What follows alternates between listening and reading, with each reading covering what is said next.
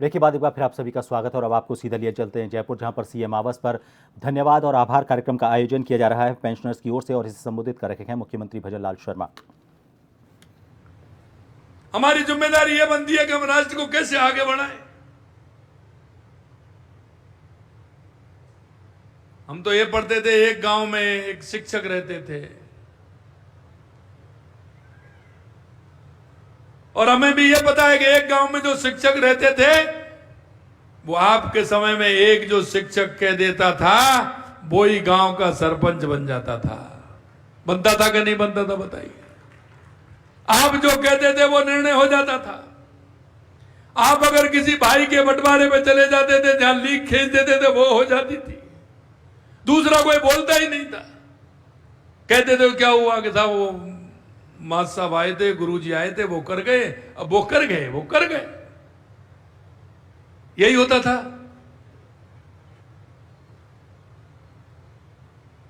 और यही देखा है आपने जो संस्कार विचार, आज जो लोग बोलते हैं तो मैं कहता हूं, लोग कहते हैं तो मैं कहता हूं, ये हम नहीं बोल रहे हैं। कहीं ना कहीं हमारा इसमें गुरु की भूमिका बहुत बड़ी है, जो हम बोल रहे हैं और कह रहे हैं। कोई भी काम करने से पहले, क्योंकि आपके भी गुरु रहे होंगे, आपके गुरुजी ने भी आपको सिखाया, आपके गुरुजी ने आपको जो संस्कार दिए उसी के खातिर आप भिड़ जाते थे, लड़ जाते थे। लेकिन हमने तो देखा है उस समय की पढ़ाते थे तो घर पे चले जाते थे, तेरा बेटा पढ़ने कैसे नहीं आया था, खेती का काम ज्यादा है इसलिए नहीं भेजा, कि नहीं स्कूल भेजो इसको, खेती का काम कैसे भी कराई लेकिन स्कूल भेजो। जाते थे कि नहीं जाते थे? हैं? कई लोग नहीं भेजते थे अपने बेटे को, आप उसको लेकर के आते थे, पढ़ाते थे। और कई बार तो ऐसा देखा है कि उसके किसी गरीब के बेटे पे किताब नहीं होती थी, अरे मेरे गुरु आपने ला करके उसको किताब देते थे कि मैं ये किताब दे रहा हूं, ये पढ़िए। यही समाज है, यही इंगित हमें करना है। कई लोग कहते हैं, मैं कभी कभी कहता हूं कि जो आनंद फकीरी में वो अमीरी में नहीं है कि नहीं? आप बताओ। आदमी अपना इच्छाओं को अगर सीमित कर ले तो उससे बड़ा सुखी कोई है क्या? और आपने यही सिखाया है ना, यही सिखाया है ना। आवश्यकता पूर्ति हो जाए, आने वाले घर पर अतिथि का सत्कार हो जाए, यही कहते थे ना। हमारे गुरुओं का यही विचार था और इसी विचार से भ्रष्टाचार रुकता है, इसी विचार से राष्ट्र आगे बढ़ता है। इसी विचार को लेकर के चलते हैं तो गरीब अध्यापक के पढ़ाए हुए बच्चे उच्च शिक्षा ग्रहण करते हैं। मेरे गुरुओं, मैं आपसे यह भी कहना चाहता हूं कि आप अभी रिटायर हुए हैं लेकिन राजकीय सेवा से हुए हैं। राजकीय सेवा से हुए हैं ना, लेकिन अभी समाज और राष्ट्र निर्माण के दायित्व से अभी मुक्त नहीं हुए हैं। बताओ अगर हो गए हो तो। मैं तो गांव का व्यक्ति हूं, मैं तो जानता हूं कि गांव में जब खेती होती है तो 8 साल 7 साल का 10 साल का 9 साल का बच्चा होता है कोई, उससे लेकर के और 90 साल का व्यक्ति खेती के काम में कुछ ना कुछ काम में हाथ बटाता है। ज्यादा नहीं, बुजुर्ग हो जाएगा तो घर के पास में आराम से अथाई पर बैठ जाएगा, घर के कमरे पर बैठ जाएगा, घर के ओटा पे बैठ जाएगा, तो उसकी वो ड्यूटी है कि कहीं कोई गाय भैंस नहीं खुल जाए, कहीं ऐसा नहीं हो जाए, आने वाले को बैठ भैया आराम से ला बेटा, कोई हो तो पानी लिया। इस काम से मुक्त तो नहीं होते हैं।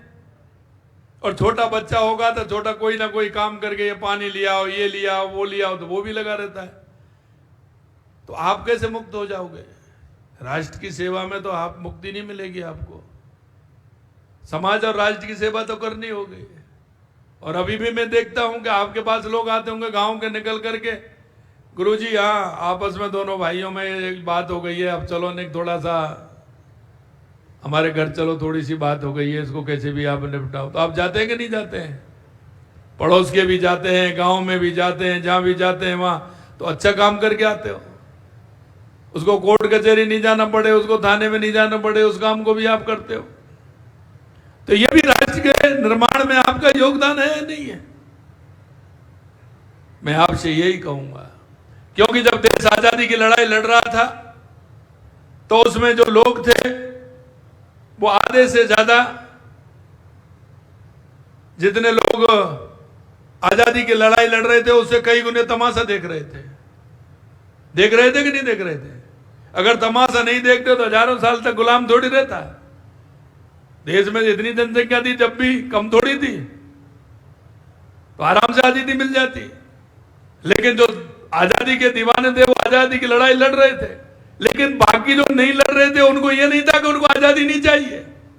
उनको आजादी चाहिए, उनके मन में यह कल्पना नहीं थी कि हमें नहीं चाहिए, लेकिन उनको आजादी कैसे मिले, क्या करना है क्या नहीं करना है, ये ज्ञान नहीं था, ये भान नहीं था, इसलिए वो तमाशा देख रहे थे।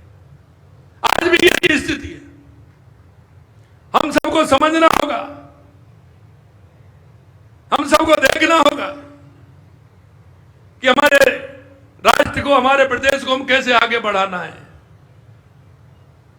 क्योंकि जिन लोगों ने आजादी की लड़ाई लड़ी, हजारों सालों तक लड़ी, किसके लिए लड़ी? वो हमारे आपके लिए लड़ी। वो तो चले गए, वो तो दुनिया से चले गए, अपने आप को समर्पित कर दिया उन्होंने, लेकिन हमारे लिए। लेकिन आगे वाली पीढ़ी को हम क्या देके जाना चाहते हैं, ये भी हमें विचार करना पड़ेगा। आगे वाली पीढ़ी को हम क्या देना चाहते हैं?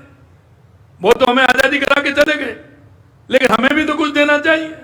हमें देना चाहिए हमारा मजबूत राष्ट्र, हमें देना चाहिए हमारे समाज को दिशा देते हुए कि हमारा राष्ट्र कैसे मजबूत हो। और स्वामी विवेकानंद जी ने 1893 में कहा था कि 21वीं सदी भारत की होगी। आप 2014 के बाद देश में बदलता हुआ भारत देख रहे होंगे। आपको महसूस हो रहा है कि नहीं हो रहा है? 2014 के बाद देश में चाहे गरीब कल्याण की योजनाएं हो, चाहे विकास की योजनाएं हो, आतंकवाद नक्सलवाद का खात्मा हो, या दुश्मन को हराना नहीं अंदर जाके मारना हो, तो आप ये देख रहे हैं। ये दुनिया में बढ़ता हुआ भारत का गौरव देख रहे हैं। कभी हम आर्थिक दृष्टि से सबसे पीछे थे, हम 12वें 11वें 12वें पायदान पर आए, आज हम 4थे पायदान पे।